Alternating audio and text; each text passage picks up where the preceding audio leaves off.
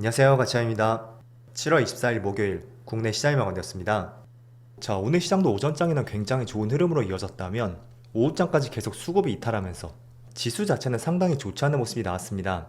반면에 조금 뒤에서 제가 말씀드리겠지만 그렇다고 수급은 나빴던 것은 아니었거든요. 그래서 지금부터 전반적인 내용들을 한번 살펴보겠습니다. 그래서 코스피는 종합적으로 0.2%의 빨간불이 들어왔고 반대로 코스닥은 0.4%의 파란불이 들어왔습니다. 자, 그리고 시총 상위 종목들을 보면 오늘은 오랜만에 2차전지 관련주에 큰 상승이 나왔고요. LG 엔솔이 무려 10% 가까운 급등이 나왔습니다. 그리고 방산, 바이오, 또 원전 이런 업종들의 흐름이 좋았었고요. 자동차 관련주는 어제와 다르게 조금 빠졌었네요. 그리고 코스닥은 ABL 바이오가 17% 급등이 있었고 또 삼천당 제약도 이틀 연속으로 좋은 흐름이 나왔습니다. 그리고 마찬가지로 2차전지 그룹주를 제외하면 코스닥 쪽은 딱히 빨간불이 많이 보이진 않는 것 같습니다. 자, 그리고 코스피의 수급을 보면 오늘도 외국인이 8천억가량의 많은 수매수가 들어왔고 기관도 1,400억가량의 수매수가 들어왔습니다. 특히 7월 들어서 외국인의 수매수 규모가 굉장히 커지고 있고 이런 점들은 시장이 상당히 긍정적인 것 같습니다. 그리고 반대로 코스닥은 외국인만 나홀로 수매수가 있었네요. 자, 그리고 당일 추이를 한번 살펴보면 지수가 오전장에서 계속 빠졌잖아요. 보통 이렇게 지수의 하락이 나오면 기관과 외국인의 수급도 빠져나갈 가능성이 상당히 높습니다. 그런데 오늘은 조금은 특이했던 것이 시장은 빠졌지만 오히려 기관과 외국인의 수급은 들어왔었다. 그 점이 하나의 특이점이었던 것 같습니다. 그리고 삼성전자. 비록 오늘 외국인의 수급이 들어왔지만 평소보다는 많은 규모는 아니었고요. 그리고 하이닉스도 비슷한 수급 패턴이었죠. 하지만 외국인이 오랜만에 1,000억 이상의 수매수가 들어왔습니다. 그리고 모처럼 급등이 나왔던 LG 에너지솔루션.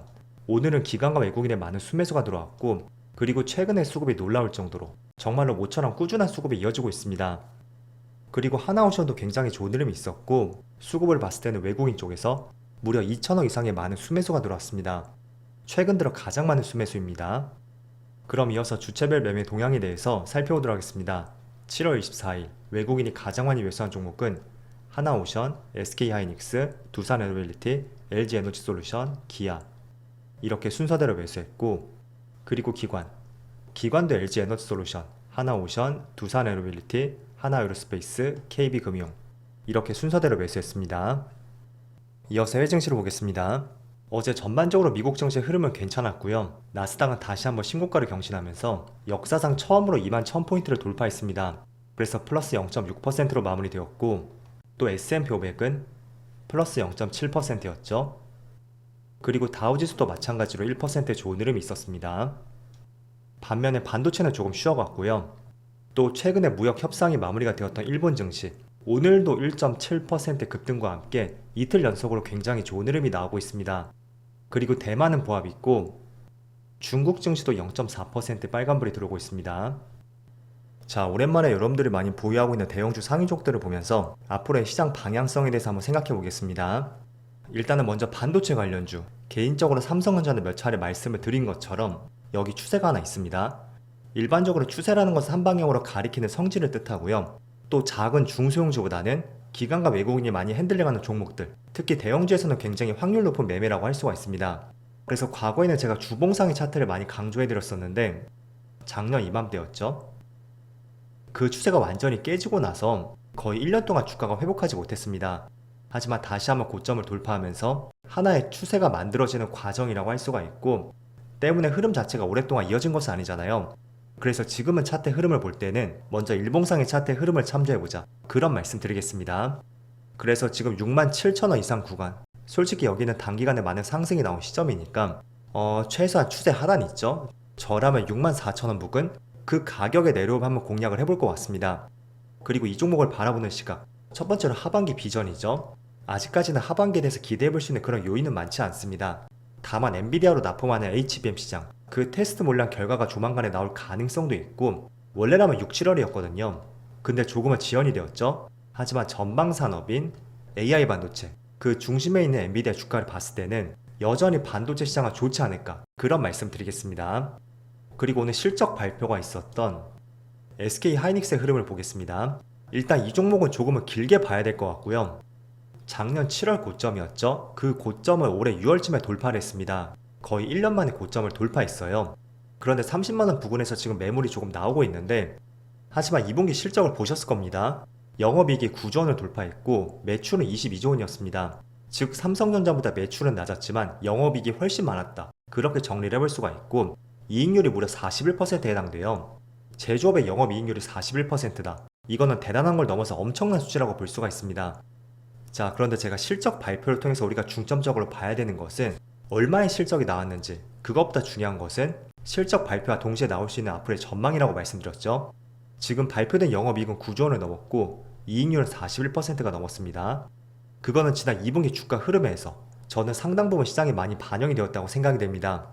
그래서 이런 부분이 주가의 탄력에는 크게 제한이 될 것이라고 보고 있고요. 다만 우리가 하반기 비전을 한번 주목할 필요가 있습니다.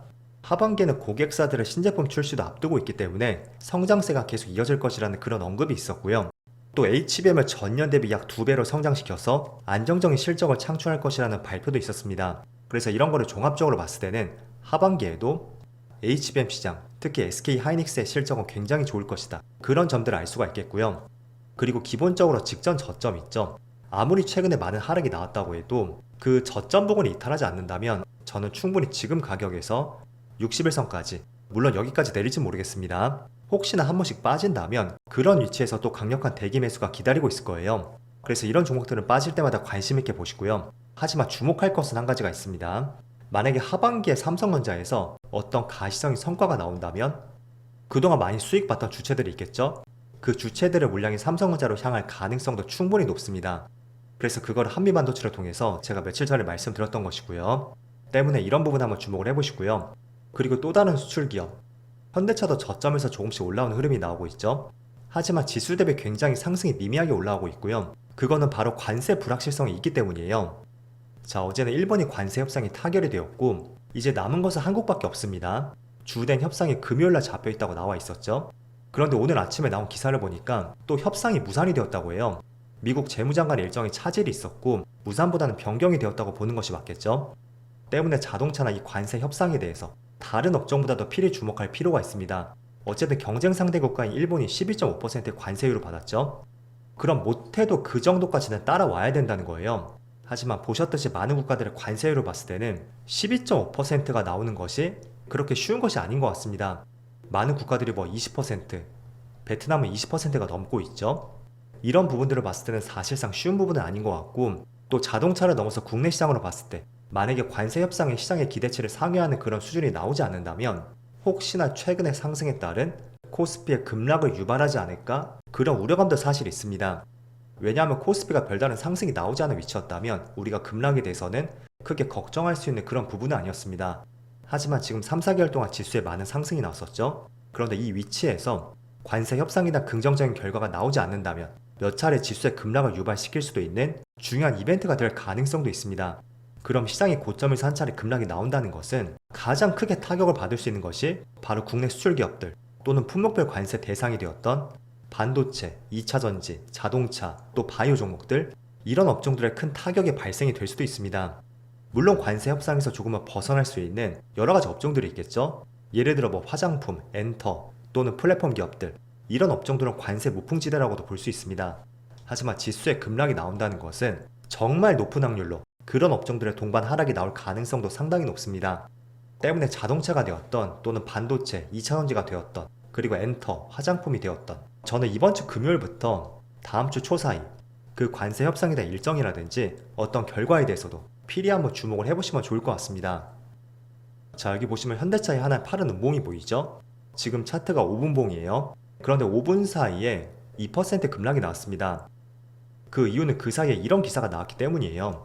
그래서 자동차 관련주가 관세 협상에 대해서 굉장히 주목을 하고 있다는 것을 알 수가 있고, 나아가서는 코스피까지 이번 주에 시장 변동을 야기시킬 수 있는 별 5개짜리 이벤트가 될 수 있으니까 반드시 한번 주목을 해보시면서 계획을 잘 수립해 나가시면 좋을 것 같습니다.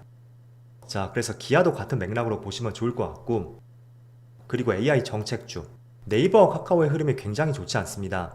물론 단기간의 급등에 따른 어느 정도의 조정이 들어오고 있는 과정이라고도 볼 수 있는데 아직 차트가 완전히 무너진 것은 아닙니다. 이런 업종들을 주봉상으로 보면 직전 고점 박스권, 그 박스권을 살짝 깨긴 했지만 충분히 그 매물대에 걸쳐 있다고도 볼 수가 있고요. 또 일봉상의 흐름을 봤을 때 60일선도 아직 깨진 위치는 아닙니다. 그래서 완전히 흐름이 깨졌다고는 볼 수는 없는데 일단은 수급 자체를 봤을 때 재료 자체는 좋다고 해도 그 재료를 선행하는 기관과 외국인의 수급, 이 수급이 너무나 좋지 않은 것 같습니다. 물론 공매도 물량도 굉장히 많다고 하는데 어쨌든 이 수급이 돌아서지 않는다면 저는 계속해서 관망하는 것을 권장해 드리겠고, 하지만 재료와 실적 이런 부분들이 여전히 견조하다고 생각이 되고, 일단 네이버는 다음 주에 실적 발표가 있을 거예요. 첫 번째로 그 실적 발표를 주목해 보시고요. 또 재료와 실적이 튼튼하다면 저는 지금의 주가 하락도 어느 정도는 감당할 수 있는 그런 위치지 않나, 이런 말씀 드리겠습니다. 어쨌든 4일 동안의 상승이 나왔고 지금 2달 동안의 조정으로서 그 4일 동안의 상승을 모두 깨고 내려간 것은 아니거든요. 자, 그래서 과거 두산 에어빌리티도 보시면 재료와 전망이 좋았음에도 불구하고 주가는 크게 한번 빠지고 나서 단기간에 대시세가 나왔습니다. 자, 그리고 하나오션도 마찬가지예요. 트럼프가 조선 협력을 하겠다고 발표를 했음에도 불구하고 주가는 한 차례 급락이 났었고 그 뒤부터 또 이렇게 가파른 상승이 나왔었죠. 그래서 비슷한 흐름으로 따라갈지 모르겠지만 어쨌든 중요한 것은 재료와 실적 그리고 장기 모멘텀이 살아있다면 저는 어느 순간에 공매도가 멈추고 나면 주가는 올라갈 수밖에 없지 않을까, 이 부분을 말씀드려보겠습니다. 그리고 최근에 2차전지 관련주가 저점에서 조금씩 올라오고 있죠.